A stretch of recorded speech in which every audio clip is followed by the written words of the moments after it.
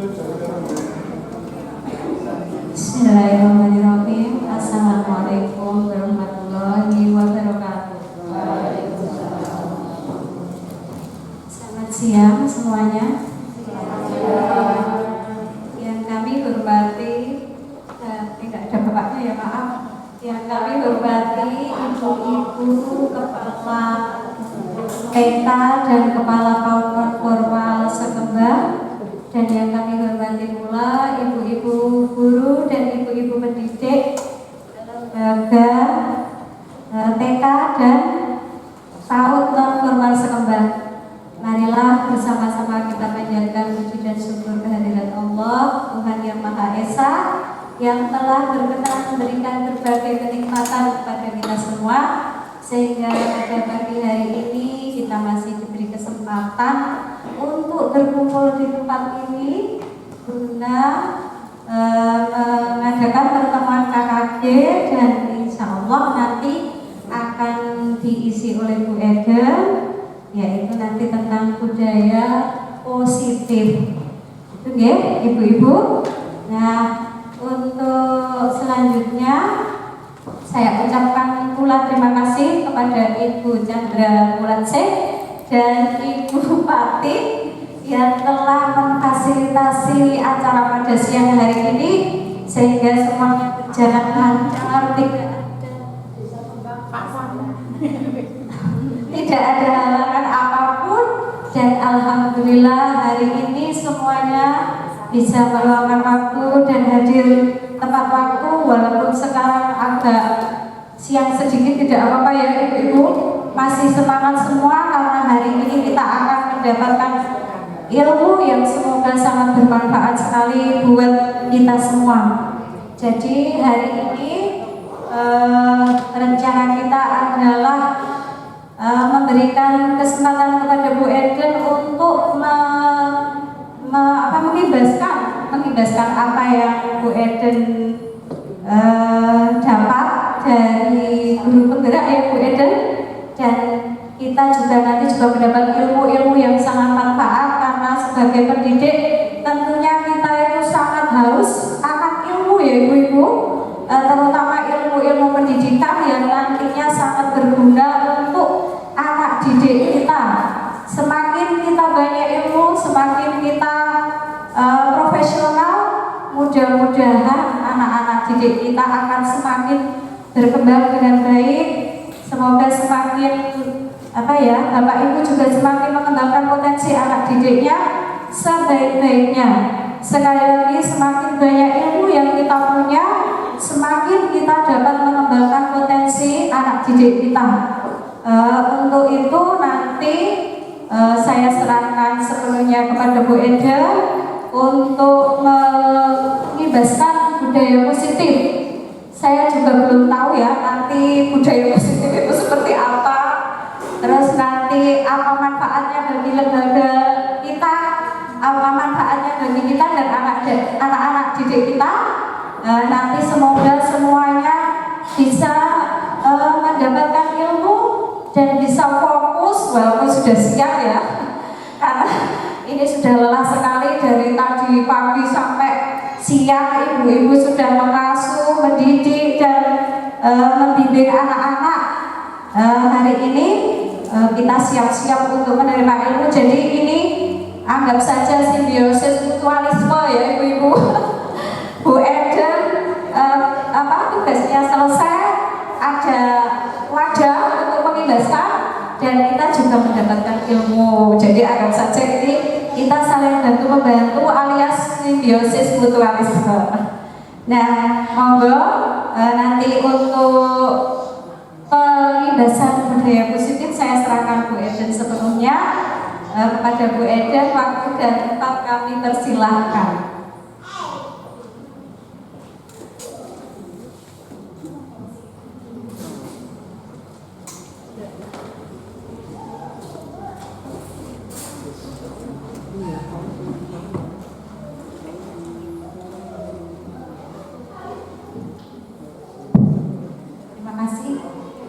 Atas waktu yang diberikan kepada saya. Sebelumnya saya mengucapkan terima kasih kepada Bapak Kepala Desa Kembang atas dukungan fasilitas yang diberikan kepada kami semua para pendidik PAUD, juga kepada Ketua Gugus 1 dan 2, Ibu Chandra dan Ibu Tentrem atas respon Bu Tini dan Ibu Tentrem atas respon baiknya terhadap pembebasan saya pada hari ini. Juga saya mengucapkan terima kasih kepada ibu-ibu semua atas kehadirannya pada hari ini. Hari ini adalah saya mendapat tugas untuk menyampaikan apa yang sudah saya dapatkan tentang budaya positif. Jadi beberapa hari yang lalu saya baru saja menyelesaikan 1 modul dan masih ada 2 modul lagi yang harus saya selesaikan sampai pertengahan Desember nanti. Mohon doanya teman-teman, semoga nanti saya bisa menyelesaikannya dengan baik dan semoga apa yang saya dapatkan itu juga bisa saya bagikan kepada teman-teman semua dan ada dampak bagi kita semua. Pertama, materinya adalah tentang budaya positif ya. Judul materinya hari ini adalah tentang budaya positif. Namun sebelumnya mari kita doa dulu ya.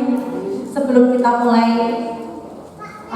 saya memaparkan materi hari ini, mari kita berdoa menurut keyakinan masing-masing. Dipersilahkan.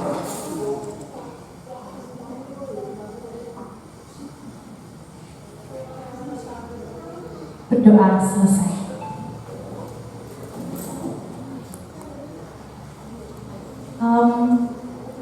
Ketika kita membicarakan tentang budaya positif itu tidak jauh-jauh dari disiplin positif. Jadi budaya itu adalah imbas dari disiplin yang kita lakukan setiap hari. Ketika kita bisa rutin menjalankannya, hal ini nanti akan menjadi budaya dan harapannya nanti budaya ini bisa kita pahami bersama-sama apa yang diharapkan, lalu kita bisa menerapkannya bersama-sama di lembaganya masing-masing.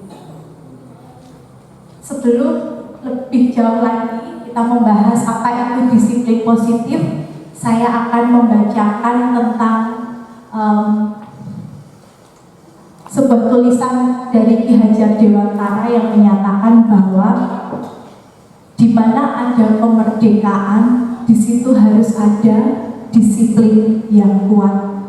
Sungguh pun disiplin itu bersifat self-disiplin, yaitu kita sendiri yang mewajibkan kita sekeras-kerasnya. Tetapi itu sama saja, sebab jika kita tidak cakap melakukan self-disiplin, wajiblah penguasa lain mendisiplinkan diri kita, dan peraturan demikian itu harus ada di dalam suasana yang merdeka. Dari lembaga masing-masing, ini ada berapa lembaga nih? 16 lembaga. Apakah di 16 lembaga tersebut sudah menjalankan merdeka belajar? Semuanya sudah ya. Nah, ternyata di dalam merdeka belajar itu harus ditanamkan disiplin yang kuat. Jadi anak memang merdeka, mereka bisa berkreasi, mereka bisa belajar, namun disiplin yang kuat itu harus ditanamkan kuat sejak dini. Apalagi kita adalah fase fondasi PAUD, justru kita di sini sebagai fondasi yang membangun generasi bangsa.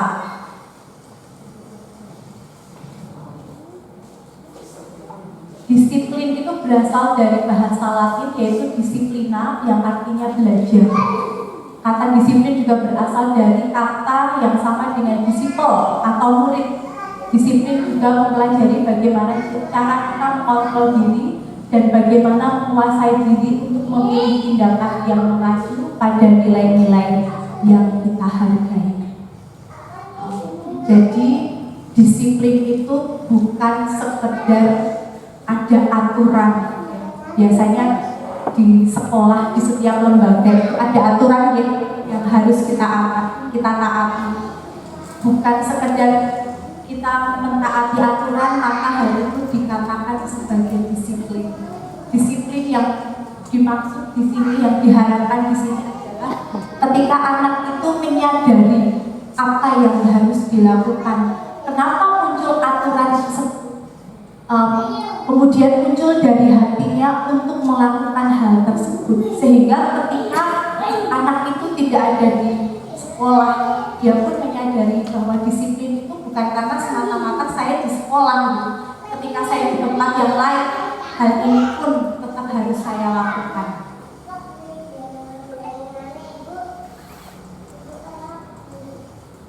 Mengapa disiplin ini perlu dibangun? Karena disiplin diri dapat membuat seorang menggali potensinya menuju kepada sebuah tujuan yang mulia, sesuatu yang dihargai dan bermakna. Mungkin apakah saya boleh bertanya kepada salah satu mungkin yang bisa menjawab? Tentunya di lembaga itu ada aturan gitu. Kenapa aturan di lembaga itu dibuat? Kenapa aturan di lembaga itu dibuat? Tujuannya untuk apa? Monggo. Ada yang bisa menjawab? Ada. Tidak ada benar salahnya. Yang penting kita sama-sama belajar.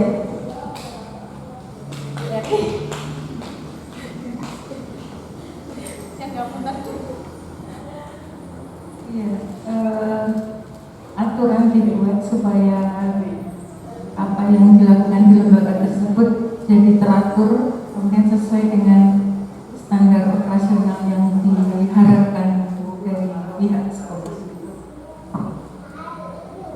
Baik, terima kasih Bu Eri atas jawabannya. Itu betul ya. Artinya memang agar kita bisa teratur, baik itu guru, baik itu anak bisa teratur, itu perlu dilakukannya aturan. Namun disiplin yang kita bangun di sini bukan sekedar agar kita bisa teratur, namun ada sebuah tujuan yang mau kita bangun dari disiplin itu, yaitu tujuan kebajikan universal. Apa itu kebajikan universal? Mungkin sudah ada yang pernah mendengar kebajikan universal itu apa? Sudah pernah ada yang mendengar? Kebajikan universal itu adalah nilai-nilai yang sudah disepakati seluruh dunia, ya, dan itu merujuk pada nilai-nilai kemanusiaan. Nilai-nilai universal itu nanti diramu masing-masing sesuai dengan institusinya masing-masing. Jadi belum tentu sama antara institusi satu dengan yang lain, negara satu dengan yang lain. Namun semuanya itu mengerucut pada nilai-nilai kemanusiaan yang ingin dibangun.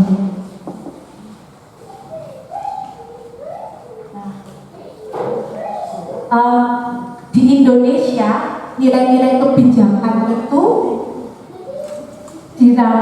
dirangkum ke dalam profil pelajar Pancasila. Jadi harapannya disiplin positif yang kita bangun itu menciptakan karakter yang harus dimiliki oleh bangsa Indonesia, yaitu para pelajar Pancasila.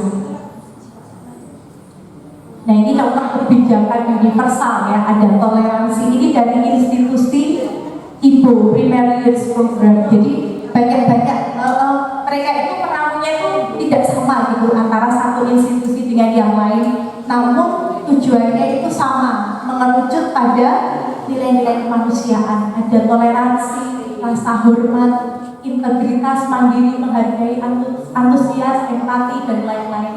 Ada cinta Tuhan dan segenap ciptaannya, dan lain-lain. Ini namanya nilai-nilai kebajikan universal yang diharapkan dunia tentang tujuan yang dicapai dari sebuah pendidikan. Ya, kita mau menciptakan warga negara yang memiliki nilai-nilai kemanusiaan yang tinggi. Dan ini adalah profil pelajar Pancasila. Tentunya kita sudah tahu ya, ada beriman, bertakwa kepada Tuhan, berkebinekaan global, bergotong royong, kreatif, bernalar kritis, dan mandiri. Ini adalah bagian dari kebajikan universal yang diakui, diterapkan, diharapkan oleh bangsa Indonesia. Sebelum kita mendalami tentang budaya positif, kita akan mengenal dulu yang namanya kebutuhan dasar manusia. Yang pertama, di luar ini ada yang namanya kebutuhan fisiologis. Kebutuhan fisiologis itu adalah kebutuhan yang berkaitan dengan fisik. Contohnya sandang, pangan, dan makan. Dan yang di sini yang saya tampilkan ini adalah kebutuhan psikis psikologis yang terdiri dari penguasaan, rasa kasih sayang dan rasa diterima, kebebasan dan kesenangan. Kenapa? Sebelum kita mempelajari tentang disiplin positif, kita harus mengenal kebutuhan dasar manusia. Kira-kira apa hubungannya? Ada yang bisa menjawab atau berpendapat? Apa hubungannya kebutuhan dasar manusia dengan disiplin yang mau dibangun? Monggo Ibu.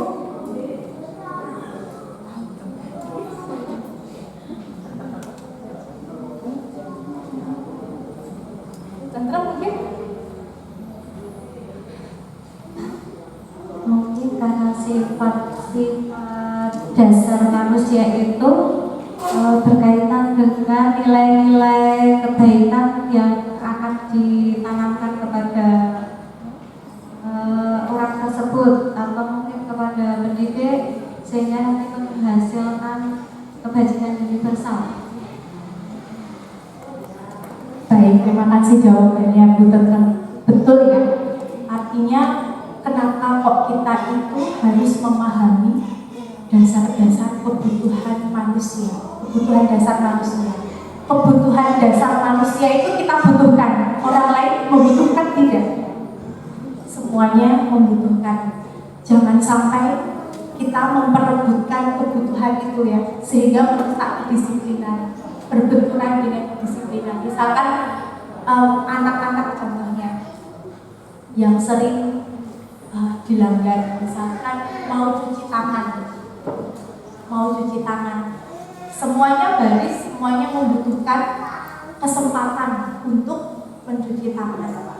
Mungkin ada yang kebutuhannya lain, misalkan saya membutuhkan cuci tangannya waktunya lebih cepat, sehingga yang dilakukan adalah menyerobot antrian. Nah, jadi kita harus saling memahami bahwa setiap manusia itu membutuhkan hal yang sama. Contohnya saya sebagai manusia, saya harus memahami bahwa setiap orang itu membutuhkan pangan misalkan. Jangan sampai saya melakukan hal-hal yang melawan nilai-nilai kemanusiaan demi saya mendapatkan apa yang saya butuhkan itu, atau pangan yang saya butuhkan itu.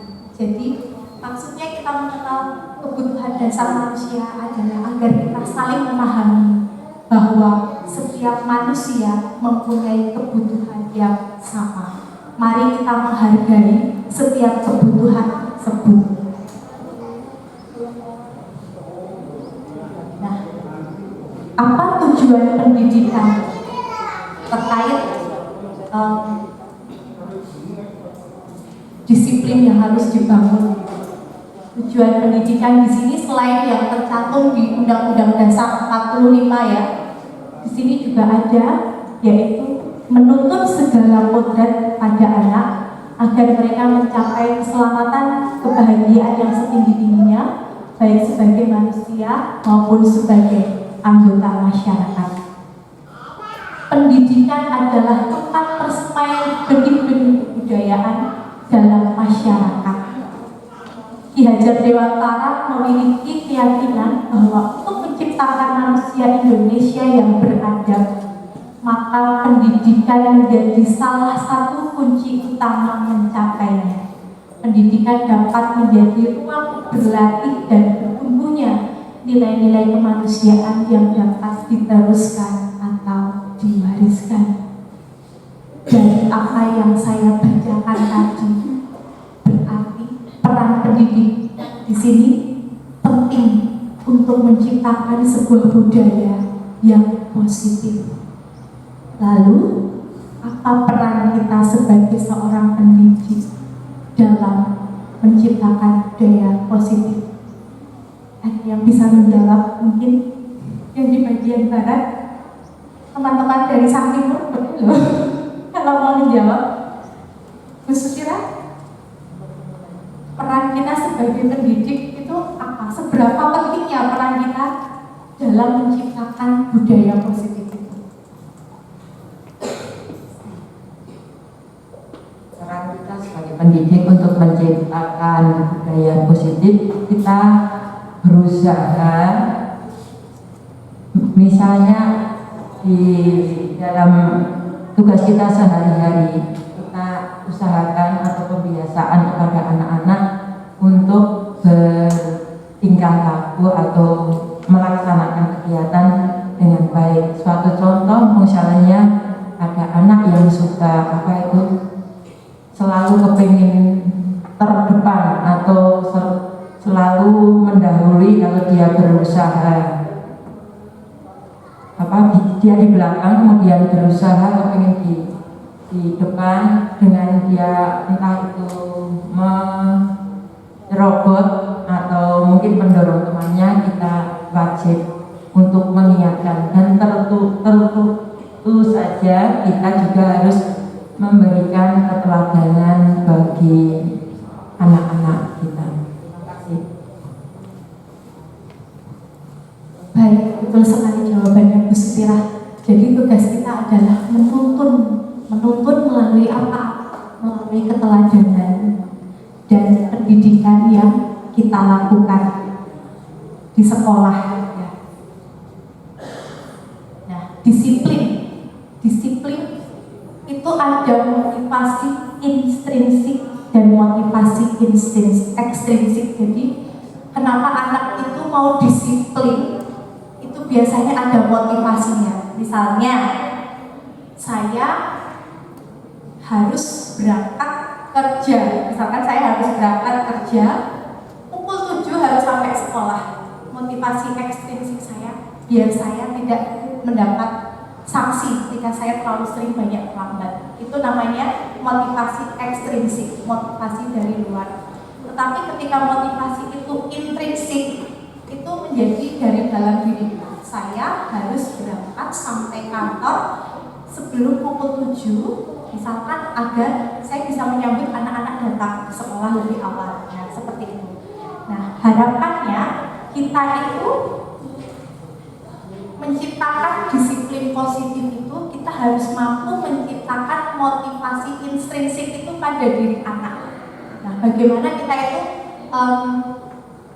menyampaikan segala sesuatu, istilahnya membuat aturan-aturan yang kita terapkan di lembaga itu tidak sekedar tidak boleh ini, harus ini, namun anak itu memahami apa makna dibalik aturan itu, apa yang mau dibangun dibalik aturan itu, sehingga anak itu mempunyai motivasi dari dalam kenapa dia harus melakukannya.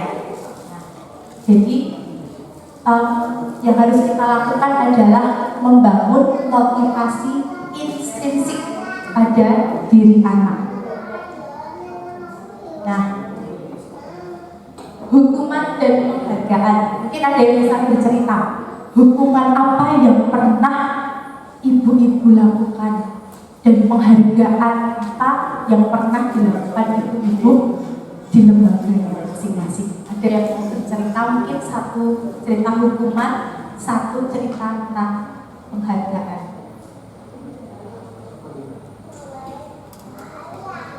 Ibu? Ya. Terima kasih waktu yang diberikan kepada saya di pelajaran kami, karena sebagai guru TK itu nggak pernah ya memberikan hukuman pada anak. Hukumannya itu berupa misalnya anak itu ramai sekali, itu kalau nanti anak-anak yang ramai datang untuk maju paling gitu loh. Terus anaknya kan berusaha untuk tidak aneh, kok tidak gilirannya dari diri. Itu sebenarnya juga bukan merupakan hukuman, tapi hanya ya hukuman, tapi secara harus kan tidak anak yang rame di taruh gitu ya, disuruh di depan kelas berdiri kan ya kan. Kalau rame hanya yang rame pakai maju ya capai kami diangkat duluan. Terus untuk penghargaannya, setiap ada anak yang bisa mengerjakan sesuatu diberi penghargaan, ini sudah pintar, sudah bagus, terus kita tingkatkan lagi, tidak sampai di sini kita buat.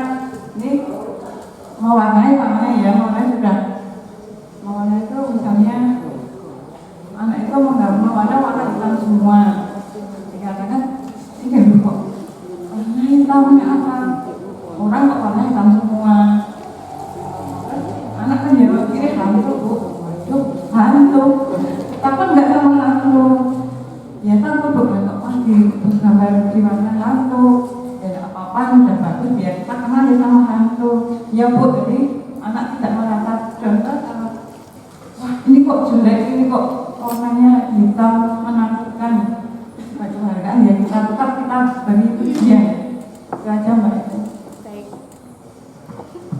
Terima kasih Ibu atas jawabannya, luar biasa. Memang sekarang kita sudah mulai sadar ya bahwa memberikan hukuman itu tidaklah berdampak positif bagi anak.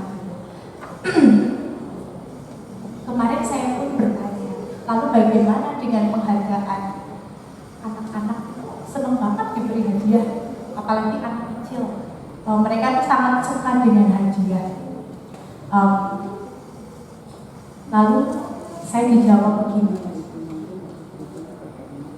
jangan sampai hadiah itu diberikan sebagai syarat melakukan sesuatu, karena itu akan berdampak yang tidak baik. Misalkan tadi dari cerita ibu tadi, ibu bercerita bahwa ibu menerapkan aturan di kelas, kalau rame dia harus pulang terakhir, jadi barisnya dia terakhir sendiri.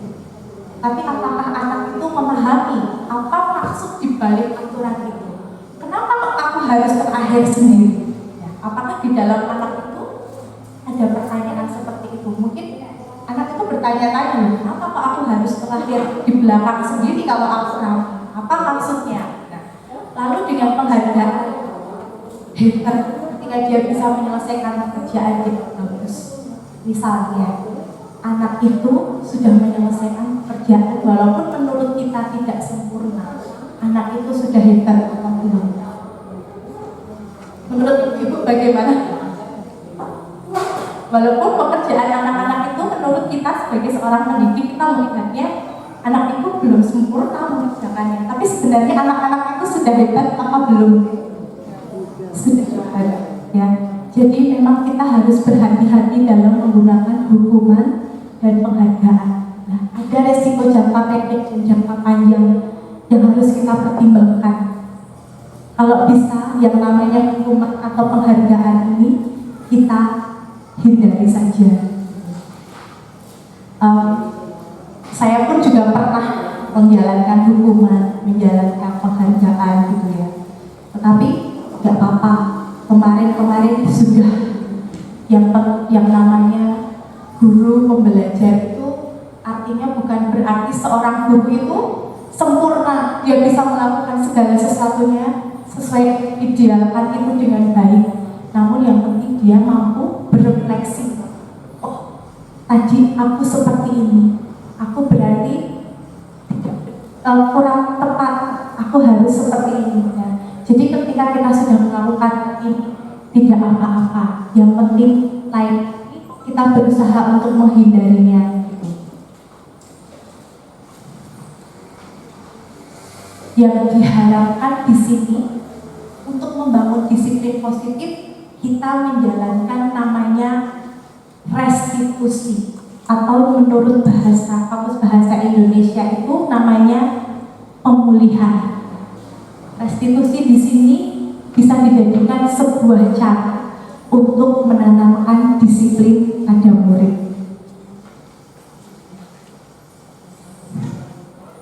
Restitusi adalah proses menciptakan kondisi bagi murid untuk memperbaiki kesalahan mereka, sehingga mereka bisa kembali pada kelompok mereka dengan karakter yang lebih kuat. Restitusi juga adalah proses kolaboratif yang mengajarkan murid untuk mencari solusi dari masalah dan membantu murid berpikir tentang orang seperti apa yang mereka inginkan dan bagaimana mereka harus memperlakukan orang lain. Nah, ini adalah restitusi ya. Restitusi bukan untuk menebus kesalahan, namun untuk belajar dari kesalahan. Ya, saya mau bercerita. Jadi di kelas saya itu ada anak yang sangat aktif. Anak itu sering misalnya mencoret-coret meja. Karena waktu itu saya baru saja mendapatkan ilmu tentang restitusi. Sebelumnya mungkin saya jangan coret-coret meja, nanti kotor, habis itu dibersihkan. Biasanya mungkin seperti itu ya. Tapi karena kemarin saya sudah mendapatkan ilmu restitusi itu, kemudian saya mencoba bertanya pada anakku, kenapa kamu mencoret-coret meja? Bagus, Bu Guru. Menurutmu bagaimana? Apakah ini membuat mejanya bersih atau kotor? Coba sekarang apa yang akan kamu lakukan untuk membuat meja ini bersih kembali? Jadi guru memberikan ruang kepada anak untuk berpikir, oh aku harus seperti apa? Jadi yang menentukan, ayo dibersihkan, kembalikan seperti semula lagi. Bukan guru, tapi anak itu muncul dengan sendirinya. Dia punya ruang. Oh iya Bu, baik, nanti saya bersihkan. Nah, seperti itu ya, restitusi. Jadi tujuan dari Merdeka Belajar yang dibangun itu bukan sekedar kita menciptakan kegiatan-kegiatan pembelajaran yang memerdekakan anak untuk memilih, untuk berkreasi. Namun dalam memperlakukan anak, kita pun juga harus merdeka. Kita benar-benar menghamba kepada anak itu. Kalau kita misalnya kasusnya ini anak mencoret-coret meja gitu. Sekarang bersihkan sampai bersih. Itu kata itu keluar dari tangan. Apakah kita sudah berhamba kepada anak? Kira-kira sudah berhamba atau belum? Belum ya. Tetapi dari restitusi ini saya belajar bahwa oh iya, ternyata berhamba kepada anak itu bukan sekedar ketika kita di pembelajaran menyiapkan aneka permainan yang membuat anak itu boleh bebas memilih, ada loose part, ada stick itu ya yang kita kenal. Namun dalam memperlakukan anak pun kita itu ternyata juga harus berhamba kepada anak. Lalu restitusi memperbaiki hubungan. Kalau misalkan saya marah-marah kepada murid, contohnya kepada murid yang tadi itu ya, yang mencoret-coret meja, lalu saya marah, sekarang dibersihkan. Walaupun mungkin adanya tidak kasar ya, sekarang dibersihkan ya, seperti itu. Kira-kira itu akan membuat jarak tidak antara guru dan murid. Mungkin dalam hati aku gak mau membersihkan itu, tapi kan guru yang meminta anak untuk membersihkan. Itu membuat terciptanya jarak antara guru dan murid. Yang dimaksud memperbaiki hubungan di sini dengan restitusi, kita istilahnya menyamakan diri kepada anak. Misal di tempat saya itu, kebetulan di kelas saya itu anaknya unik-unik. Ada yang aktif sekali, ada yang nggak mau ngomong, ada yang nangis, sekali nangis itu sejam nggak berhenti kayak gitu. Itu kadang sehari itu membuat saya itu harus sabar, harus apa ya, ekstra gitu. Kadang pun saya itu juga nggak bisa menjalankan restitusi ini dengan baik. Kadang kemarin itu saya tuh sampai down. Oh ya aku tuh bisa menjadi seorang guru penggerak. Saya jalanin restitusi Bu, 1 menit. Saya jalankan benar-benar segitiga restitusi itu. Nanti saya sampaikan ya segitiga restitusi tak jalankan baik-baik. 1 menit baik Bu, dia paham. 1 menit lagi kamu lagi. 1 menit lagi kamu lagi. Saya tuh sampai, aduh Tuhan, aku harus bagaimana gitu. Tapi saya sadar ya. Itu saya tuh sampai merenung itu berhari-hari sampai saya itu agak molor mengerjakan tugas gitu enggak. Saya tuh agak molor, harusnya diupload tanggal berapa gitu. Tapi saya uploadnya tuh telat gitu. Saya sampai ditanya sama fasilitatornya, kenapa kok nggak biasanya gitu. Saya merasa kok saya itu merasa nggak layak.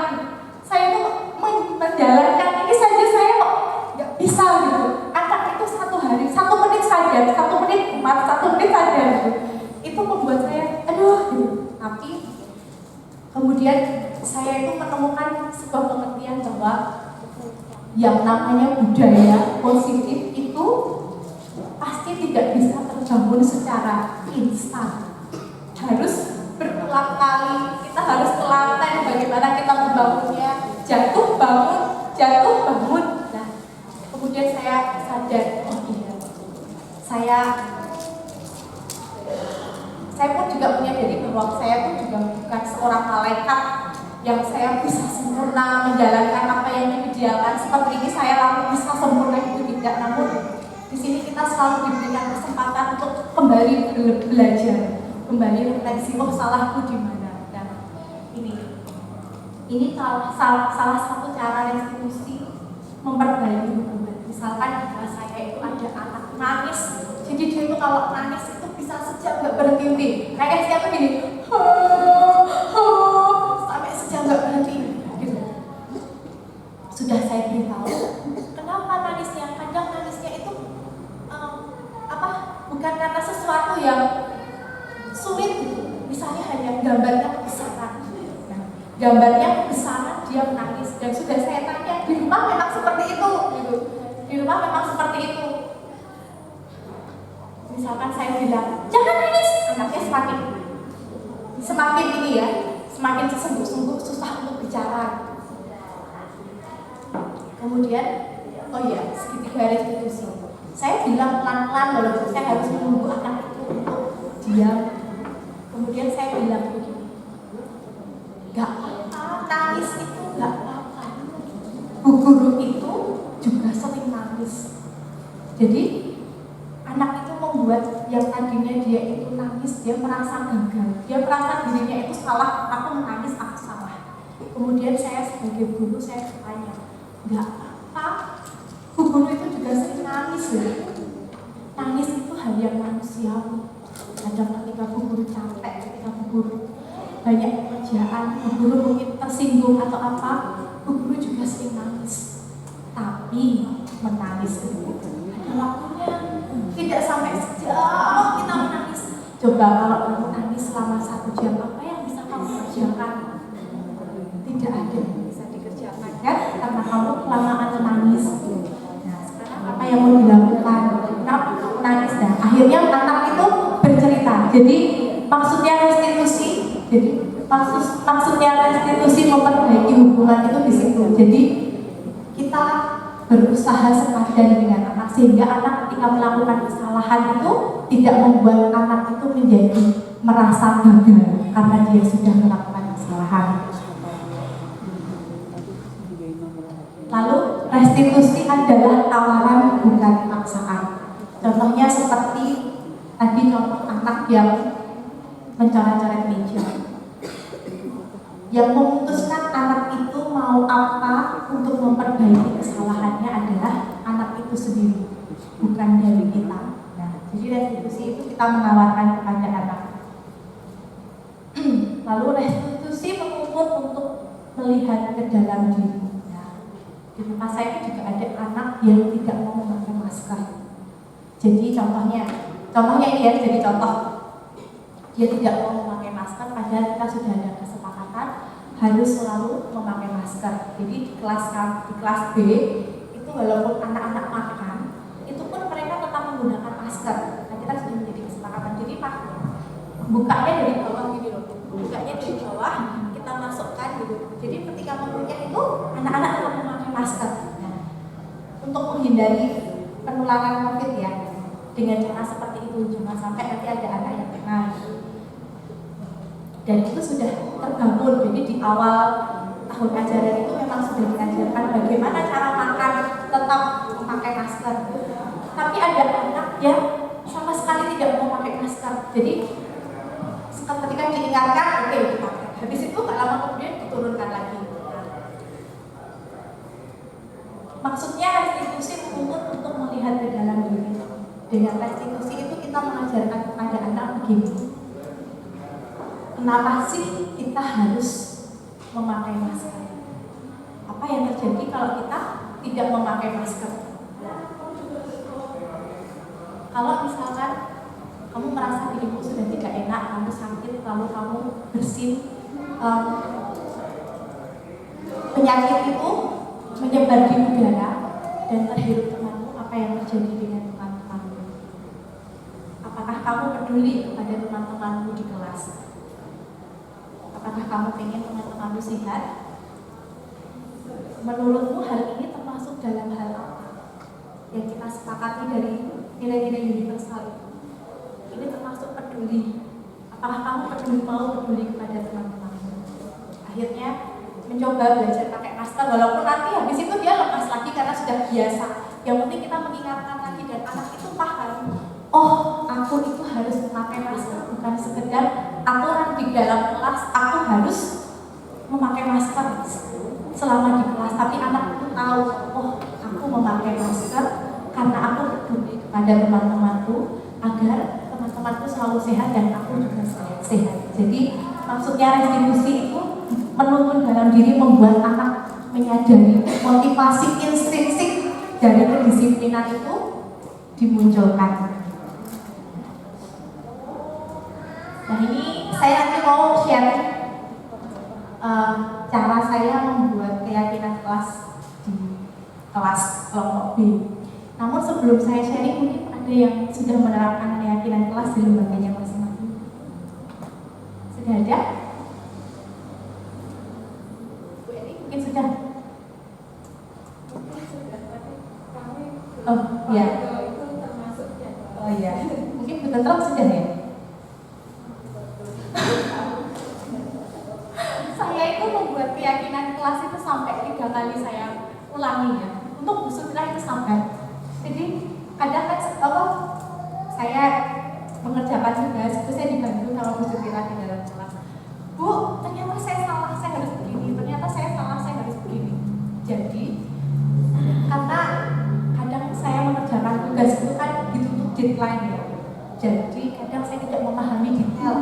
Saya harus membaca, benar-benar harus saya bisa paham. Kadang waktu saya membaca itu, saya sudah wes kesusu ini segera harus diupload, batas waktunya sekian, jadi sehingga saya itu tidak melihat, istilahnya memahami betul-betul gitu apa yang diperintahkan.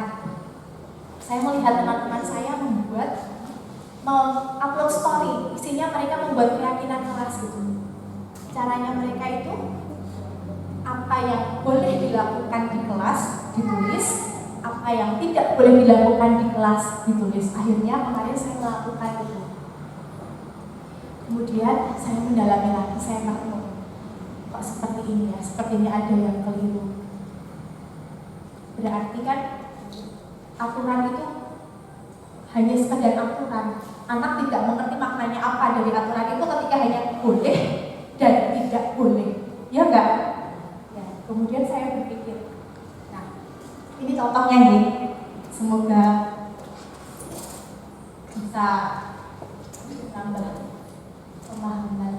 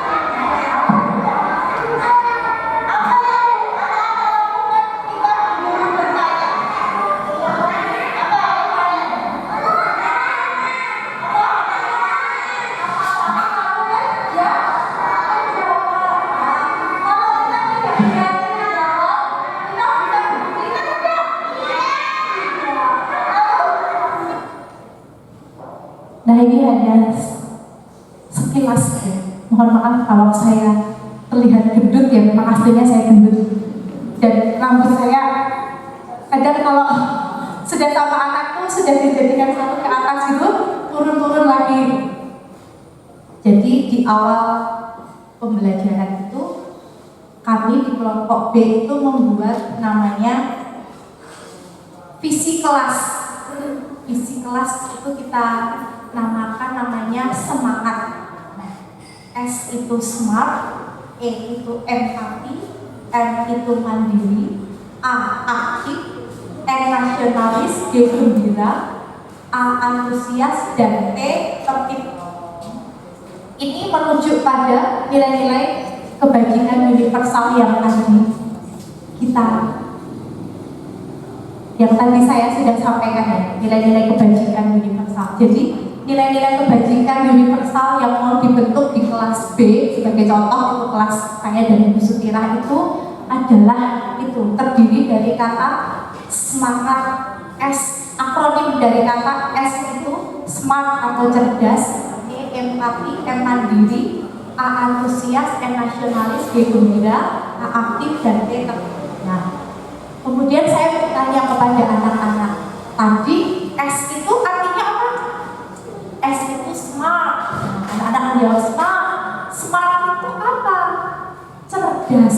Nah, di dalam kita belajar apa yang harus kita lakukan agar kita bisa jadi anak yang cerdas.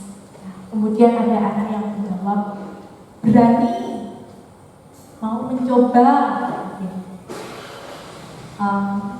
semangat mengerjakan tugas. Nah, itu menjadi sebuah keyakinan. Lalu tadi itu empati. Empati itu kita sebagai bentuk peduli kamu sama teman-teman, sesama teman misalnya. Apa yang kamu lakukan? Saya bertanya, ketika temanmu membutuhkan bantuan, apa yang kamu lakukan? Misalnya membantu.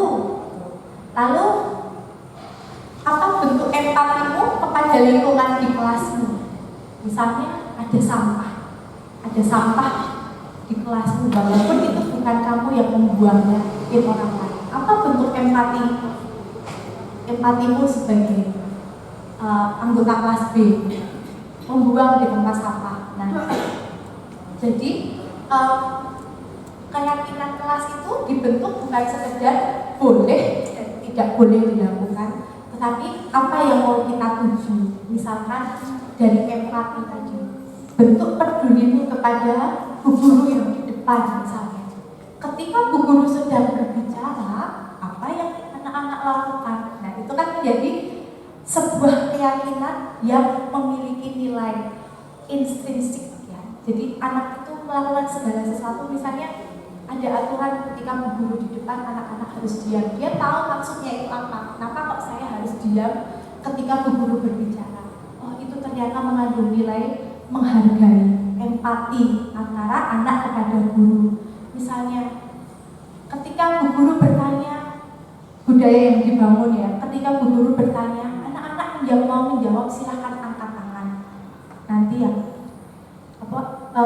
kemudian setelah angkat tangan, bu guru akan mempersilahkan menjawab, silahkan menjawab. Kenapa kok seperti itu? Ketika kita mau menjawab pertanyaan, ada teman lain yang sedang menjawab, lalu kita menjawab lagi. Itu kira-kira bagaimana? Apa maksudnya kok kita harus angkat tangan lalu dipersilahkan menjawab dulu baru menjawab? Ternyata ada maksud peduli. Ya. Kita menghargai orang lain yang sedang berbicara. Nanti ketika orang lain sedang berbicara, kita baru boleh berbicara. Nah, ini adalah keyakinan kelas. Keyakinan kelas ini adalah salah satu kata yang bisa dipakai untuk membantu kita membuat anak itu paham apa motivasi intrinsik dari aturan yang kita buat. Nah, akan lebih baik lagi kalau kesepakatan kelas ini kita misalnya bikin visi per kelas, kan ada visi lembaga. Nggak apa-apa, agar itu lebih mengenal budaya apa yang mau kita buat di kelas itu, kita bikin visi lagi di kelas kita masing-masing. Misalnya apa ya? Terserahlah, mungkin teman-teman jauh lebih jago dalam membuat kata-kata sesuatu yang mudah diingat anak-anak. Kayak kemarin saya juga diminta untuk membuat visi saya sendiri sebagai pendidik itu apa. Nah, kemudian bagaimana saya melakukannya di kelas juga nggak salah sih, walaupun di lembaga sudah ada visi lembaga, kita tetap mempunyai visi kelas tadi. Misalnya visi tadi semangat itu kan mudah diingat ya, hanya satu semangat. Walaupun nanti itu artinya apa, tidak mudah anak itu mengenalnya, menghafalnya, tapi kan ketika kita selalu berusaha untuk mengingatkan ya, ayo kita ingat kembali keyakinan kita. Itu artinya apa? Nanti dia lama-lama akan ingat gitu. Oh, aku kelompok B, ini visiku. Semangat, S itu ini, E itu ini, N itu ini. Terus akan lebih baik kalau keyakinan kelas itu kita tulis ya, semangat, lalu apa artinya itu, kemudian apa saja keyakinan yang sudah kita sepakati itu kita dokumentasikan, kita abadikan di kelas gitu. Sehingga membuat kita juga anak-anak itu hafal, tahu, mengingatkan diri kita, dipasang gitu, kita buat tulisan atau mau buat poster, kita tempel di ruang kelas kita itu. Nah, itu keyakinan kelas.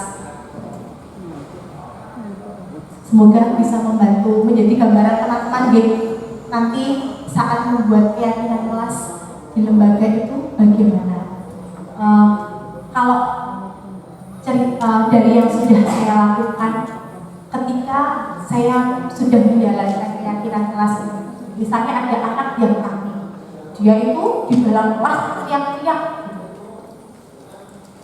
Biasanya ketika ada anak yang teriak-teriak, apa yang kita sampaikan kepada anak-anak? Apa ya? Ketika ada anak-anak teriak-teriak di kelas itu biar rame, apa yang kita ucapkan kepada anak tersebut? Tepuk diam. Padahal yang lainnya sudah diam, yang teriak-teriak hanya satu anak. Saya hanya bertanya, teman-temanmu sedang belajar dengan sungguh-sungguh. Ketika kamu teriak-teriak di sini, kira-kira kamu mengganggu teman yang sedang belajar apa tidak? Apa pedulimu kepada teman-temanmu yang sedang belajar? Jadi yang dibangkitkan adalah bukan aturan yang nggak boleh teriak di dalam kelas, tapi apa bentuk pedulimu kepada teman-temanmu yang sedang serius belajar, sehingga anak itu tahu maksudnya, aku harus peduli, teman-temanku lagi belajar. Dan itu nggak mudah, sekali lagi saya sampaikan, tidak mudah. Saya sampai berulang kali menyampaikan, kadang anak kita sudah seperti itu, anak itu balik lagi sampai teriak-teriak lagi, dia membawa teman-temannya teriak-teriak bareng-bareng gitu. Ketika itu memang serak, kadang kita putus asa, itu gimana sih, kita sudah berusaha tapi kok tidak berhasil juga, tidak apa-apa, tekun, tetap kita jalankan setiap hari, karena yang namanya membangun budaya itu bukan sesuatu yang instan ya. Dari buah kesabaran nanti kita akan memetik hasilnya nanti.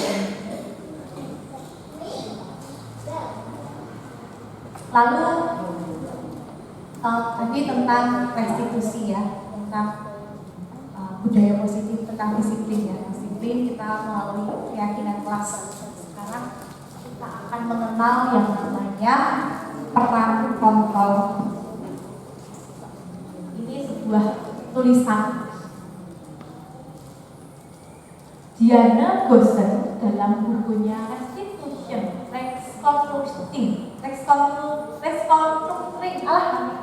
School Disiplin, mengemukakan bahwa guru perlu meninjau kembali penerapan disiplin di dalam ruang-ruang kelas mereka selama ini. Apakah telah efektif? Apakah berpusat memerdekakan dan memandirikan murid? Bagaimana dan mengapa? Melalui serangkaian riset dan berdasarkan pada teori kontrol, Dr. William Glasser berkesimpulan bahwa ada 5 posisi kontrol yang diterapkan oleh seorang guru, orang tua, ataupun atasan dalam melakukan kontrol. Kelima kontrol tersebut adalah penghukum, pembuat rasa bersalah, teman, pemantau, dan manajer. Ya. Sebagai guru, kita adalah pemimpin. Ya, kita pemimpin pembelajaran. Kita yang menentukan tujuan, kita juga yang bisa bagaimana apa yang kita tujuan itu bisa berhasil. Kita adalah seorang pemimpin pembelajaran. Posisi kontrol seperti apa yang kita lakukan sebagai pemimpin pembelajaran? Kita melihat melalui video. Ini adalah posisi kontrol penghukum.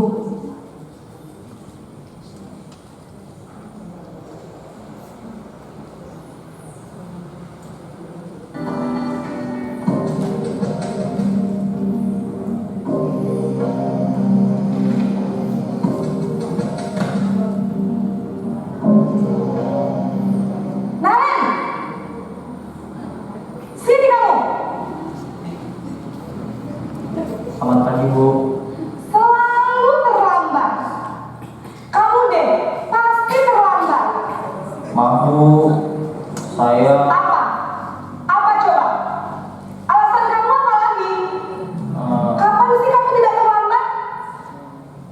Malas sekali ya kamu jadi anak. saya Dasar pemalas. Gak kapok-kapok sih kamu. Sudah berapa kali terlambat? Sana, kamu keliling lapangan basket 2 kali. kenapa saya harus ke lapangan basket, Bu? Kenapa? Kamu melawan ibu? Berani-beraninya jawab. Sudah terlambat, masih berani jawab pula. Sekarang, keliling lapangan basket 5 kali sekalian. Biar kapok. Cepat. Pergi sana ke lapangan basket.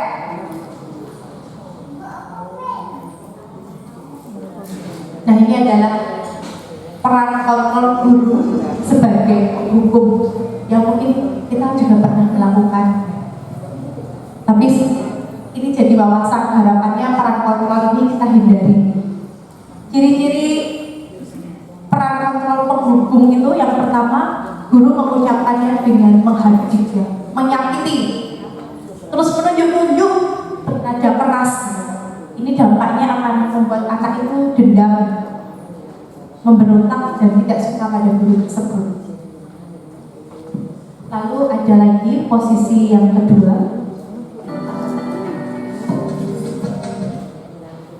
pembuat merasa bersalah.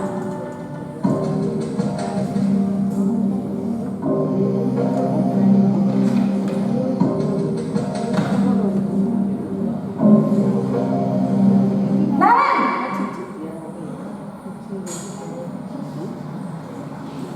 Selamat pagi, Bu. Naren. Kamu kenapa terlambat lagi, nak? Ya Tuhan, Naren. Kamu senang ya bikin ibu susah ya? Kalau kamu terlambat lagi, nanti ibu yang ditegur bapak kepala sekolah, nak. Disangka ibu tidak bisa membina kamu. Duh, gimana ini? Maaf, Bu. Duh, Gusti Naren. Kamu suka ya kalau ibu ditegur bapak kepala sekolah? Terus, sekarang ibu harus tulis apa ini di buku absen? Ini kamu sudah sering terlambat loh. Ibu harus apa coba? Maaf, Bu. Maaf sekali. Ya sudah, lain kali jangan bikin ibu susah lagi ya, nak ya. Ibu tidak akan kuat lagi kalau kamu begini terus. Bisa jantungan kalau ibu tegur bapak kepala sekolah. Sana cepat ke kelas. Maaf ya, Bu. Maaf sekali. Ya, ini adalah peran kontrol guru. Dia membuat anak itu merasa bersalah. Nah, ciri-cirinya guru berbicara dengan nada yang lembut, namun kata-katanya menyalahkan murid. Guru menyampaikan kesalahan murid dan membuat murid itu menderita. Dia merasa, aduh saya gagal banget gitu ya, salah sekali. Dampaknya murid merasa bersalah, rendah diri, dan menarik diri dari lingkungannya. Posisi yang ketiga, posisi guru sebagai teman.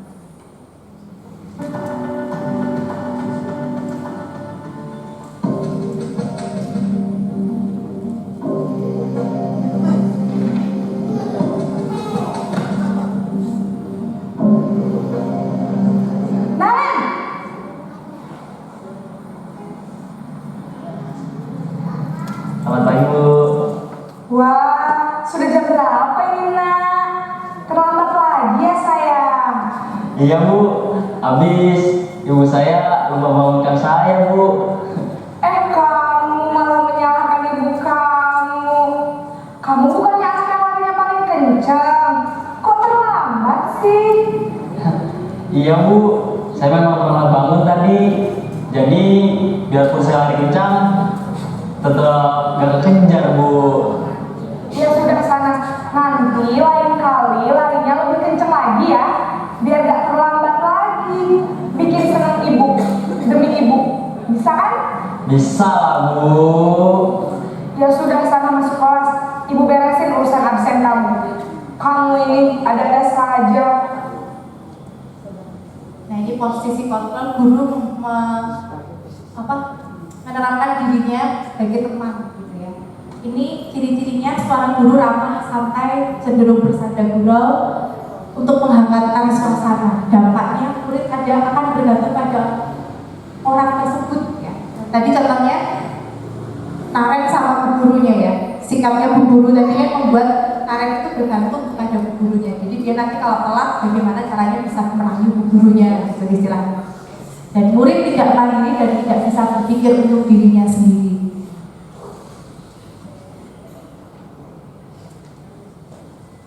Ini posisi pemantau atau monitor.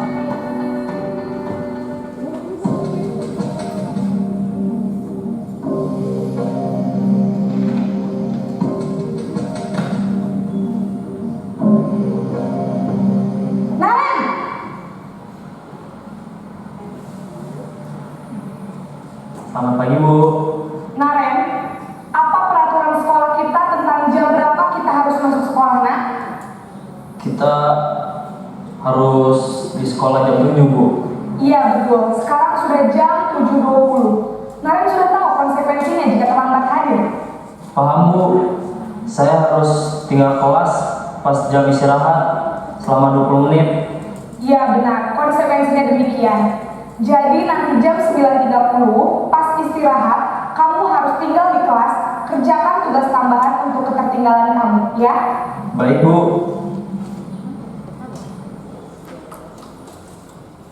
Ini posisi kontrol sebagai pemantau atau monitor.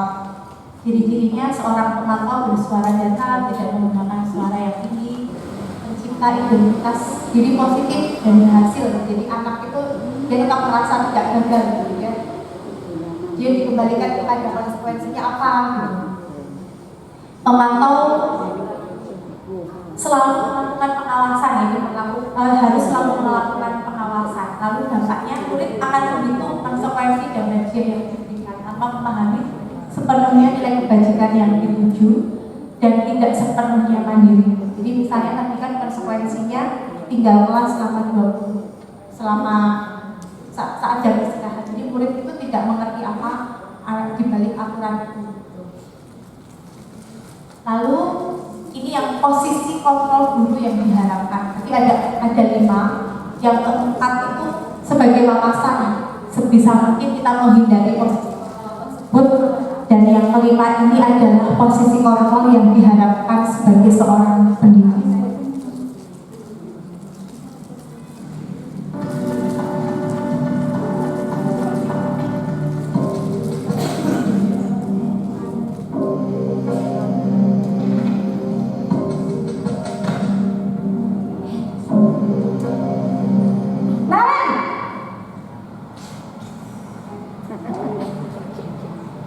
Selamat pagi Bu. Selamat pagi, Naren. Maaf Bu, saya terlambat. Iya, sekolah masuknya jam 7, sekarang sudah jam 7.20. Jadi sekarang bagaimana ini, Naren? Maaf Bu, saya lupa setel alarm saya semalam. Baiklah, menurut kamu, keyakinan sekolah yang mana yang perlu kamu tingkatkan? Menghargai diri sendiri dan orang lain mungkin ya Bu. Setuju. Jadi, apakah Naren meyakini prinsip saling menghormati tersebut? Iya Bu, saya meyakininya. Apakah Naren bersedia memperbaiki masalah keterlambatan ini? Bersedia Bu.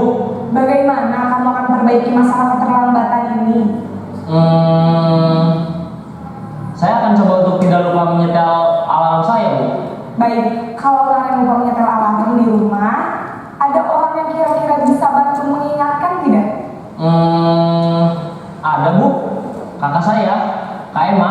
Ada lagi selain Kak Emma? Selain Kak Emma, ada ibu saya. Baik, jadi yang mengingatkan Naren adalah Kak Emma dan ibu kamu ya?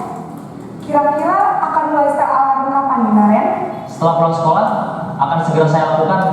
Baik, jadi Naren akan setel alarm untuk bangun besok pagi dan akan diingatkan oleh kakak dan ibunda Naren ya.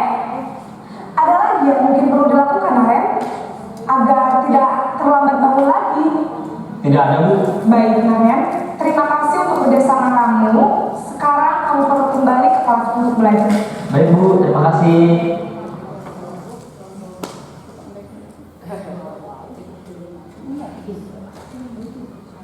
Ini adalah peran kontrol guru sebagai manajer ya. Suara manajer netral, tidak terlalu ramah dan tidak emosional. Tercipta identitas yang baik atau positif. Guru akan dengan tulus mengajukan pertanyaan terbuka agar membuka pikiran murid, dan guru membimbing murid untuk memecahkan masalahnya sendiri. Dampaknya murid menjadi mandiri menyelesaikan masalah. Jadi ini adalah peran yang diharapkan dari kita sebagai seorang pendidik. Kita menerapkan posisi kontrol manager. Artinya kita memberikan ruang kepada anak untuk berrefleksi, oh iya aku salah. Lalu guru bertanya kepada anak diberikan ruang untuk bagaimana caramu memperbaiki kesalahan ini agar kesalahan ini tidak terulang di kemudian hari.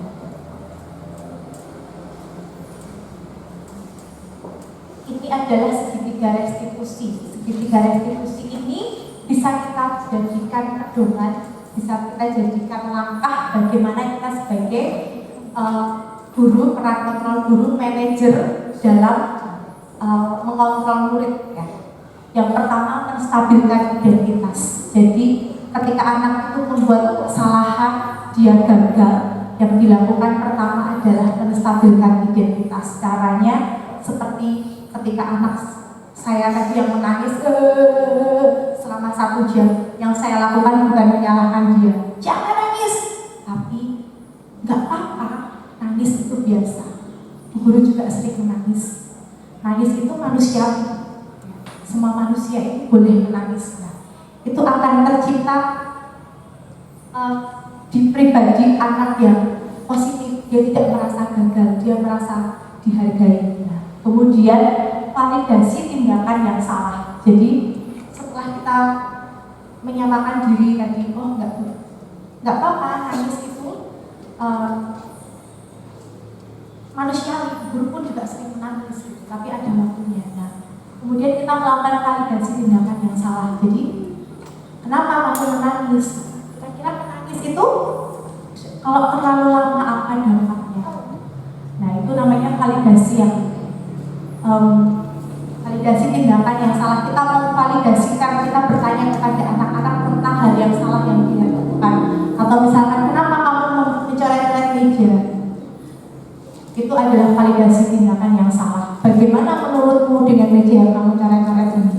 Apakah lebih baik atau lebih buruk? Misalnya seperti itu validasi tindakan yang salah. Dan kemudian menanyakan keyakinan. Menurut keyakinan yang sudah kita sepakati di awal, semangat. Jika kamu salah seperti ini, apa yang mau kamu lakukan? Nah, mungkin tadi ada anak yang mencoret-coret meja, kemudian nanti saya bersihkan Bu, besok tidak saya ulangi lagi. Jadi kita mengembalikan pada keyakinan yang sudah dibuat sebelumnya. Nah, ini contoh saya praktek seperti ini.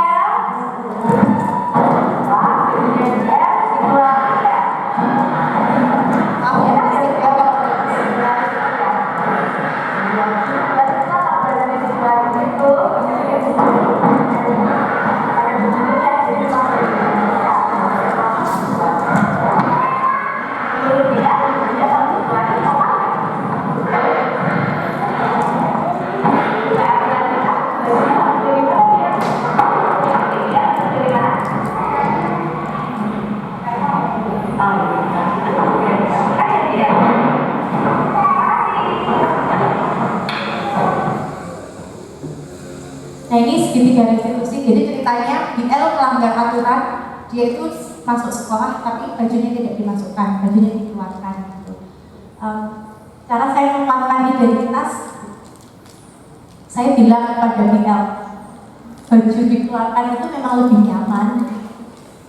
Seperti punya Bu Guru juga suka bajunya dikeluarkan, tapi punyanya Bu Guru memang dikeluarkan karena ada tadi saya menunjukkan ada jahitannya di sini, jadi memang tidak untuk dimasukkan. Lalu validasi tindakan yang salah, menurut BL baju dikeluarkan itu sopan apa tidak ya BL? Kemudian meyakinkan keyakinan. Kalau begitu berdasarkan kesepakatan kita, kalau baju dikeluarkan baiknya kita bagaimana? Meyakinkan keyakinan. Kemudian BL menjawab, baik Bu, itu saya masukkan. Nah, itu adalah contoh segitiga restitusi yang pernah saya lakukan. Ada lagi sih, tapi sore belum ya, saya hafal. Sudah ya? Cukup mungkin? Untuk contohnya saya tidak perlu menambah lagi ya. Dari kesimpulan tentang budaya positif ini adalah bahwa budaya positif adalah buah dari ketekunan kita dalam membangun disiplin positif. Di mana dalam membangun disiplin tersebut sebagai pendidik tugas kita harus mampu berhamba pada murid dan mampu menerapkan posisi kontrol manajer dan mampu menjalankan segitiga restitusi. Jadi untuk kita memerdekakan anak bukan saat sekedar kita memberikan banyak pilihan kegiatan-kegiatan, namun saat kita memperlakukan anak ketika anak berbuat salah pun kita pun tetap harus berhamba kepada anak yang dibangun di sini melalui budaya positif. Demikian yang bisa saya sampaikan. Maaf kalau waktunya sudah terlalu lama nih. Mungkin ada yang mau bertanya. Mau dibuka berapa? 3 kelamaan tidak? 3 pertanyaan boleh? Ada yang mau bertanya?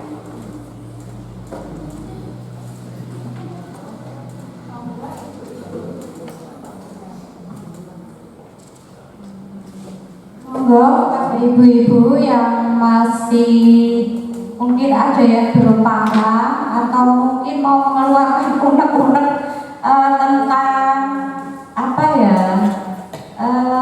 kejadian-kejadian yang terjadi di lembaga masing-masing yang berkaitan dengan disiplin positif. Monggo ibu-ibu, kami beri waktu berapa menit Bu Eden? Mungkin lebih cepat lebih baik.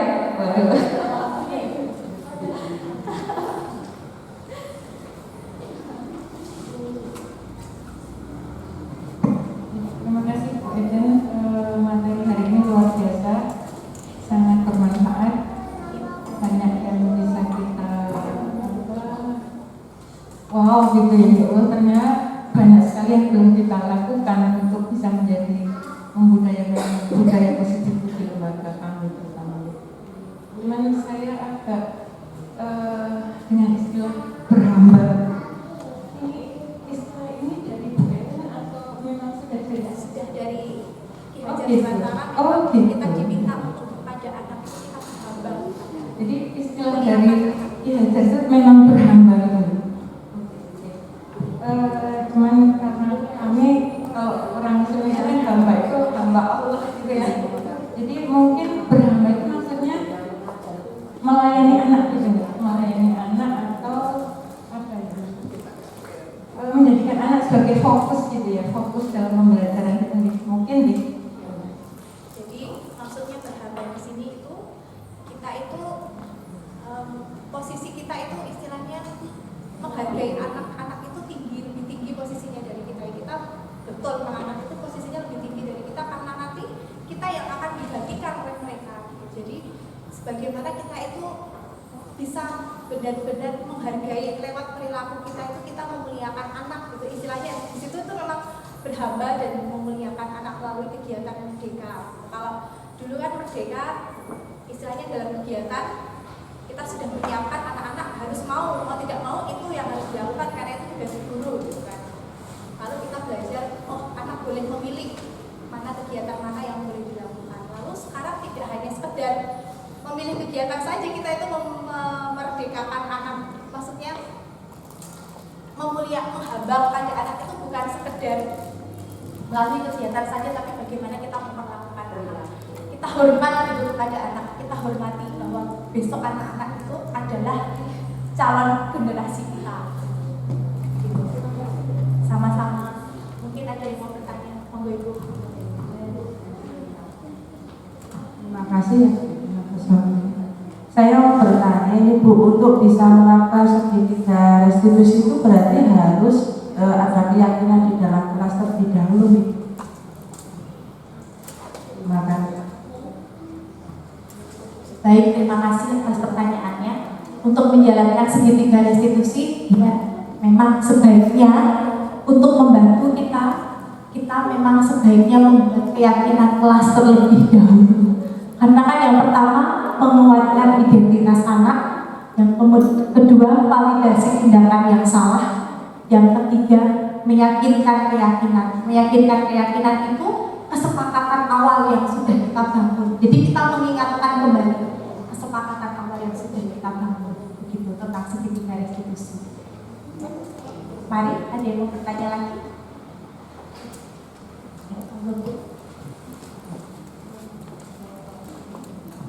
Terima kasih. Kami mungkin dari forum formal ya Mbak. Kalau di forum formal itu kadang anak masih diajak untuk komunikasi itu susah sekali karena masih terlalu kecil.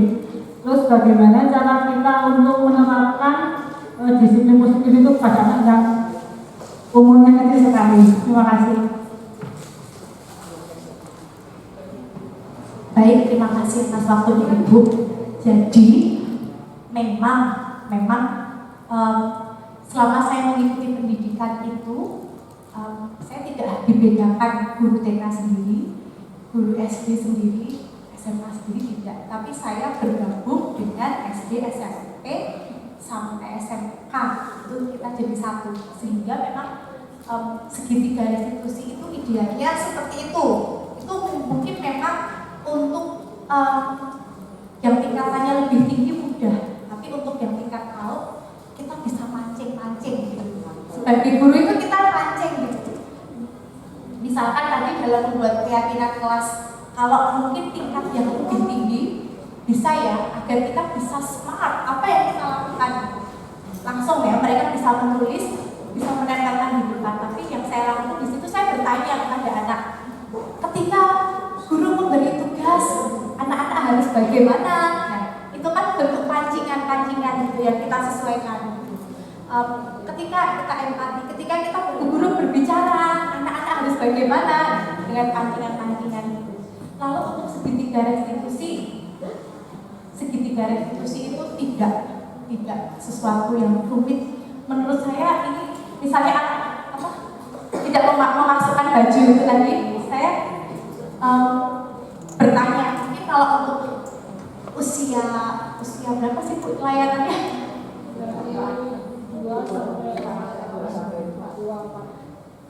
2 sampai 4 tahun. Ya mungkin sedikit kita pancing ya. Jadi seolah-olah kita itu sudah tahu jawabannya, kita sampaikan kepada anak itu.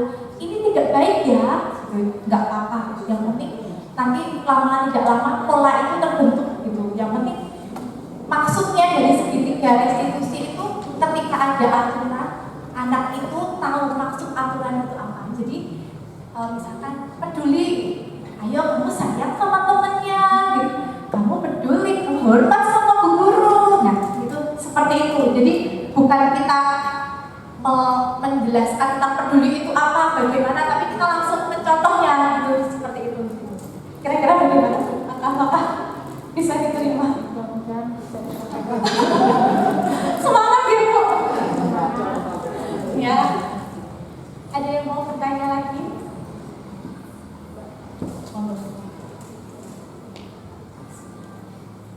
Yang mau saya tanyakan tadi adalah 2 poin tadi untuk budaya positif, kita harus menghindari hukuman dan penghargaan. Karena menurut saya, mungkin karena ketidaktahuan saya nih, bagi saya itu hukuman itu ada efek positifnya. Kemarin tadi Bu Eden mengatakan tidak ada efek positifnya.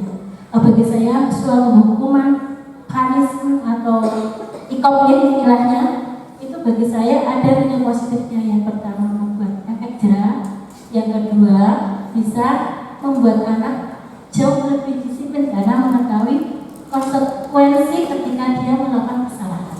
Nah, yang perlu digarisbawahi di sini, kita harus pandai-pandai memilih hukuman seperti apa.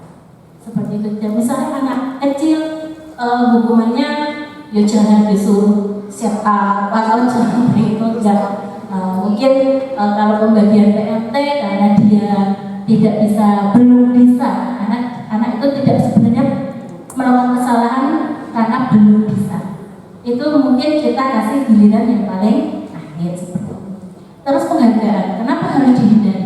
Karena bagi saya itu penghargaan itu adalah suatu apresiasi kita kepada anak karena dia melakukan sesuatu yang positif, mungkin lebih dari anak-anak yang lainnya. Penghargaan tidak harus mahal, bisa berupa motivasi, ujian. Saya rasa itu dia pertanyaan itu akan membangun anak lebih bersemangat lagi. Yang saya tanyakan, kenapa kita harus menghindari dua hal ini kalau kita bisa melakukan dengan cara yang benar? Sebenarnya saya setuju banget kalau hukuman harus dihindari, terutama untuk aturan kita sebagai warga negara. Misalnya kita melanggar peraturan lalu lintas, tidak perlu dihukum, saya senang. Jadi begini ya Bu, kita sebagai pendidik, kita diharapkan mampu memerdekakan murid. Tadi sudah saya menyampaikan, memerdekakan itu termasuk dalam bagaimana kita memperlakukan murid. Hukuman tadi Ibu bertanya, bisa disesuaikan. Misalnya seperti apa pembagian PRT yang dimaksud, kenapa kok kita harus menghindari hukuman di sini? Ketika kita membuat hukuman, nanti kamu kalau istilahnya melanggar aturan, nanti PRT-nya terakhir. Apakah anak memahami motivasi intrinsik? Jadi kita tidak perlu menegaskan anak kamu salah, makanya kamu harus menerima PRT atau kue terakhir. Kita nggak perlu menerima, tapi dia biar hafal sendiri. Ketika saya teriaknya, saya perlu memakannya terakhir biar dia berpikir sendiri seperti itu. Kita tanpa menjelaskan. Tapi apakah kamu memahami kalau seperti itu kalau dia sedang dihukum? Oh gitu? Iya. Tahu ya, kebetulan dia begini. Ya. Jadi dia hafal sendiri ketika saya teriak. Jadi ketika saya walaupun saya yang gue itu nomor 1, saya harus memohon bukan kasih karena dia teriak, saya teriak. Berarti kenapa kok anak paham? Mungkin sebelumnya sudah ada disampaikan adanya sebuah aturan. Ketika anak melakukan kesalahan berarti ada konsekuensi. Nah, konsekuensi adalah restitusi yang ditentukan oleh guru. Padahal restitusi itu adalah yang menentukan harusnya anak sendiri. Nah, kalau kita melakukan konsekuensi yang ditentukan oleh guru, berarti kita belum memerdekakan guru. Nah, jadi yang mau dituju di sini adalah bukan biar anak itu disiplin menjalankan aturan itu dengan teratur, bukan sekedar itu, tapi bagaimana ketika anak itu sadar, momen kita menyadarkan dan memberikan ruang kepada anak untuk memperbaiki kesalahannya. Kalau misalnya kita sudah ada konsekuensinya, terus nanti kita minta anak untuk melakukannya, itu berarti kita belum memerdekakan murid karena konsekuensi itu masih guru yang menentukan. Harapannya dengan adanya restitusi itu kita menawarkan kepada murid kesepakatan apa yang mau kita bangun. Jika kita salah, kita mau bagaimana? Nah, itu yang mau dibangun. Dengan cara seperti itu kita juga menghormati bahwa ternyata anak itu juga punya keinginan, punya harapan seperti itu. Lalu untuk penghargaan, betul memang anak itu sangat suka suka hadiah, suka penghargaan. Namun jangan sampai dilakukan karena anak-anak itu melakukan sesuatu. Misalnya anak itu melakukan sesuatu yang bagus, artinya kemudian mendapatkan hadiah, bukan. Atau jangan sampai guru itu bilang seperti ini, ayo lakukan yang bagus, nanti yang bagus akan mendapat hadiah. Nah, jangan sampai seperti itu ya. Karena hal ini akan membuat anak itu melakukan sesuatu itu hanya demi mendapatkan hadiah. Nanti ketika hadiah itu tidak ada, apakah anak itu akan melakukan hal yang sama? Nah, itu seperti itu. Mungkin kira-kira bagaimana? Boleh dilakukan? Dalam penghargaan di sini bagi saya tidak perlu hadiah, bisa apresiasi, Ya. tepuk tangan. Boleh seperti itu. Yang penting bukan karena anak itu melakukan sesuatu terus kita mengajak nanti kamu kalau bisa melakukan seperti ini beri hadiah. Bukan, intinya bukti penghargaan itu tidak dilakukan di akhir gitu loh. Toh ketika anak itu melakukan hal yang baik, yang sempurna, dan anak yang tidak melakukan hal yang sempurna, itu mereka itu sama-sama hebat, sama-sama luar biasa. Mungkin nanti ibu ya, mungkin jika ada kesempatan saya akan membagi tentang kurikulum diferensiasi. Jadi di dalam kurikulum diferensiasi itu anak itu kita tidak menyamakan harus sama semua. Kita harus memetakan, oh anak itu kemampuannya ada yang cepat, ada yang lambat, ada yang kurang. Kita tidak bisa menyamakan anak yang kurang dengan anak yang cepat. Nah, setiap anak itu kemampuannya beda-beda. Nah, artinya memerdekakan pun kita pun juga harus menghargai bahwa anak itu tidak sama. Ya, bagus menurut kita belum tentu sebenarnya itu bagus yang sesungguhnya. Bagus itu ketika setiap anak bisa mewujudkannya dengan baik, sesuai dengan kemampuannya, seperti apapun bentuknya, itu tetaplah bagus. Jadi kita pun harus memahami diferensiasi anak. Jadi apa ya? Jangan istilahnya kita terus membuat standar anak harus seperti ini. Tidak bisa anak itu disamaratakan. Setiap anak mempunyai kemampuan yang berbeda.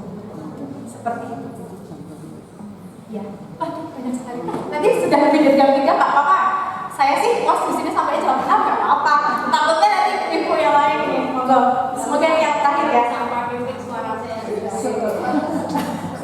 Dia lanjut ya, saya pilih bisa 5 satu lembaga negeri. Yang ini saya tanyakan bahwa kita itu tidak bisa menyamakan anak dalam hal kognitif ya, dalam hal kemampuan.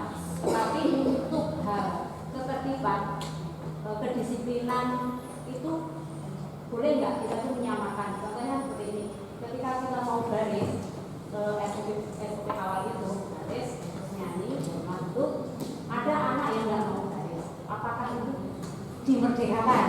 Meskipun kita sudah memberi motivasi, memberi dukungan, tetapi si anak itu tetap nggak mau baris karena dia masih ingin hari-hari itu kami anak kami masih usia masih jauh apakah bisa ketertiban itu tidak disamakan? Baik, tadi sudah disampaikan di awal ya, di slide di depan itu, bahwa di mana ada kemerdekaan di situ harus ada disiplin. Ya Bapak, masih ingat nggak? Disiplin yang kuat. Jadi ketika kita memerdekakan anak, kita menerapkan anak merdeka belajar, itu disiplin yang kuat tetap harus dibangun. Tapi bagaimana kita mendisiplinkan anak? Mendisiplinkan anak itu kita tadi ya dengan metode restitusi. Nanti ketika anak yang melanggar, caranya kita ajak anak itu bicara pelan-pelan gitu. Kita menghargai anak, oh kamu salah, nggak apa-apa.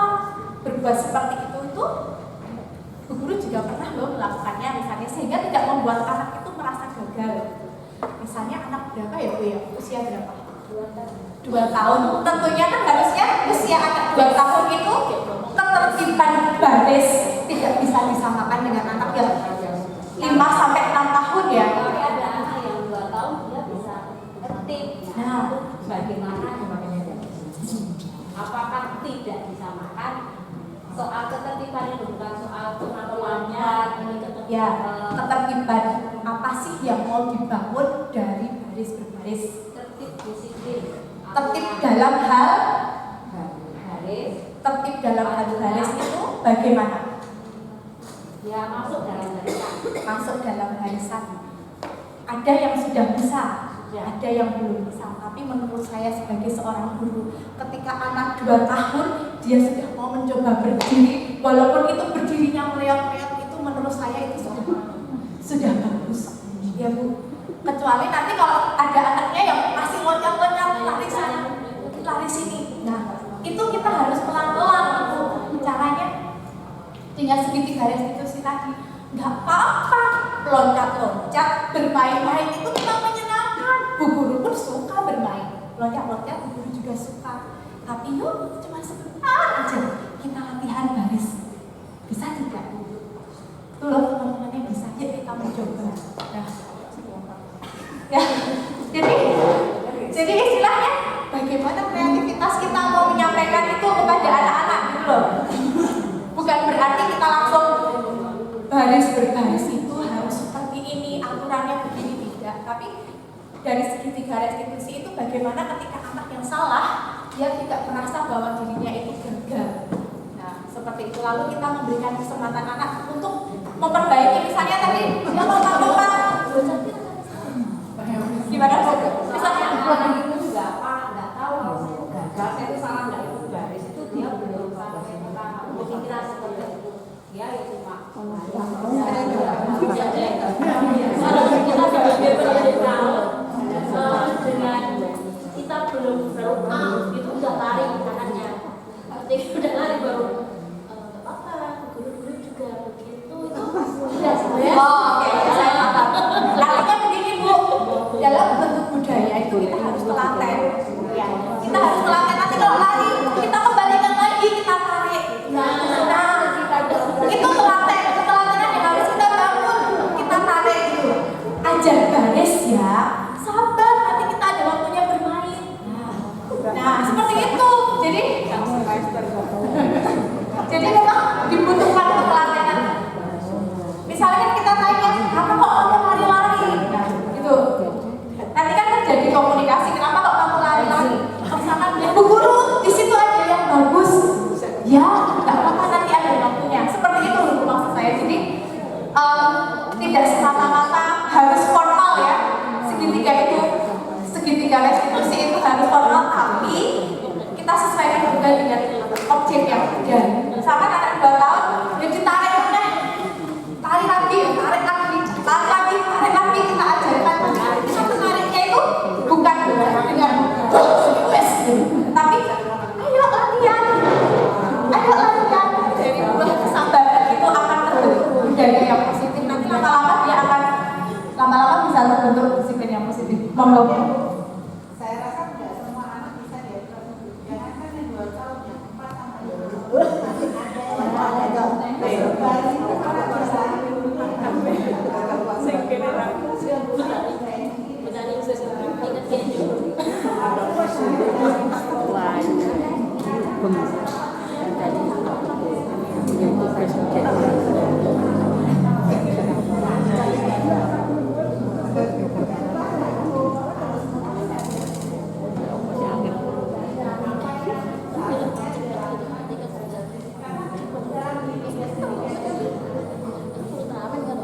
Baik, saya paham.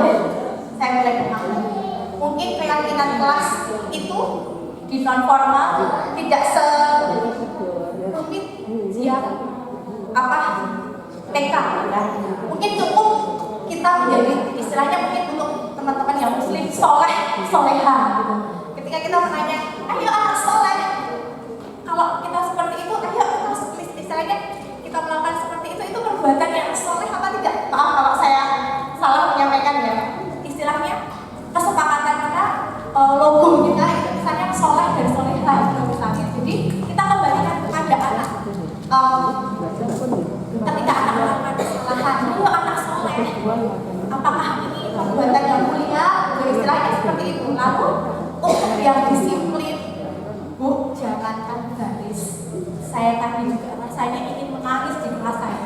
Gara-gara apa?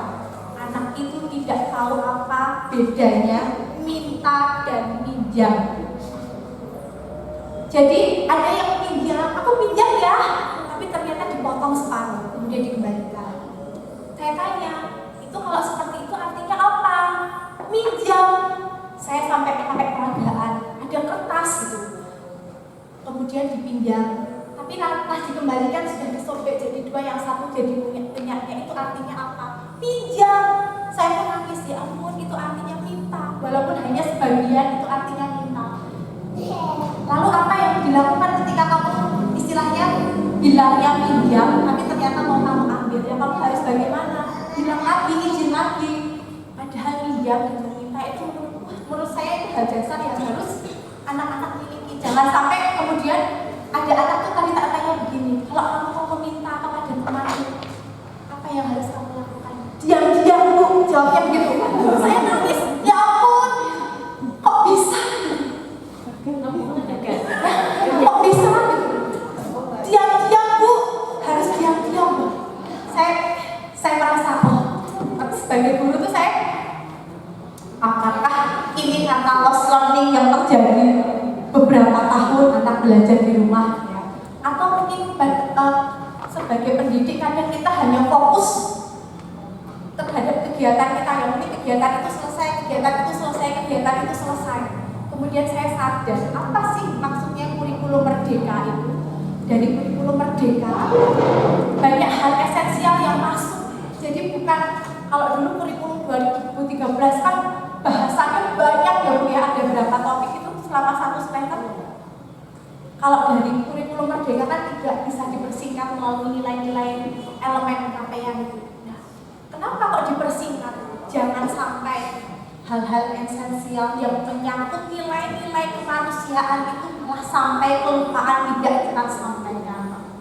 Untuk disiplin berbaris, apakah hanya dengan menasehati saja, memerintah saja, kemudian menarik saja kita tanamkan kepada murid?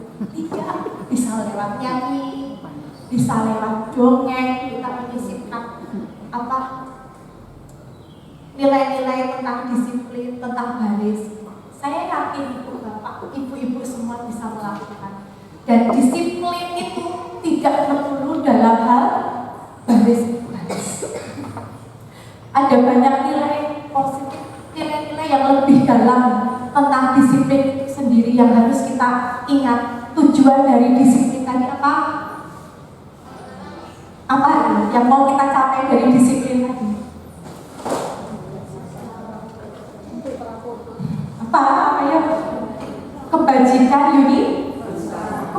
universal yang mau kita tuju. Jadi itu tadi bukan mau baris-baris terus disiplin ya, tapi nilai-nilai kemanusiaan yang mau kita tanamkan pada diri kita melalui kegiatan sehari-hari. Bagaimana ketika dia berbuat salah, bagaimana pertanggungjawabannya ketika dia salah. Begitu anak minta maaf, itu pun juga sudah bentuk bertanggung jawab terhadap kesalahannya. Anak yang tadinya bajunya dikeluarkan terus memasukkan bajunya itu juga sudah bentuk tanggung jawab dia melakukan kesalahannya. Jadi bukan sesuatu yang berat, harus seolah-olah dia harus menanggung kerugian dari kesalahannya, itu tidak. Misalkan dengan minta maaf pun itu berarti anak sudah bertanggung jawab terhadap kesalahan. Begitu. Kira-kira bagaimana? Ya, baik. Semoga apa yang saya sampaikan ini bermanfaat ya teman-teman, ibu-ibu semua. Saya rasa memang hal ini tidak mudah dilakukan. Kadang kita bisa salah. Yang penting ketika kita salah, kita ingat lagi, aku harus bagaimana. Oh, aku harus seperti ini. Nah, itu yang menjadi poin kita. Kita sebagai guru pembelajar bukan sekedar rajin ikut diklat, tapi rajin berrefleksi. Saya tahu ketika mungkin teman-teman mempunyai masalah, ayo kita refleksi. Siapa tahu jawaban itu sebenarnya ada pada teman-teman sendiri. Oh, aku harus apa? Aku kurang apa? Seperti itu. Demikian yang saya sampaikan. Banyak salahnya saya mohon maaf. Semoga apa yang saya sampaikan ini bermanfaat. Namun sebelum ditutup, karena ini berkaitan dengan tugas saya minta bantuannya satu atau dua orang untuk testimoni tentang apa yang saya sampaikan hari ini. Tidak usah lama-lama, sebentar saja. Monggo.